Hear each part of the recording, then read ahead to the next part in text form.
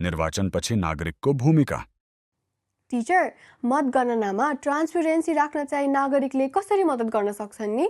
आम नागरिकले मतगणना स्थलमा हो हल्ला हुन नदिने, अनाधिकृत यानि अनअफिसियल व्यक्ति वा समूहले मतगणना कार्य प्रभावित गर्न खोजेमा त्यसलाई रोक्ने जस्ता कार्यहरू गरेर मतगणनालाई पारदर्शी राख्न मद्दत गर्न सक्छन्। बुझे टिचर। अनि आफूले चाहेको क्यान्डिडेटले चुनाव जिते पनि नजिते पनि चुनावको रिजल्टलाई एक्सेप्ट गर्नु पनि नागरिकले खेल्नुपर्ने भूमिका हो रहेछ है?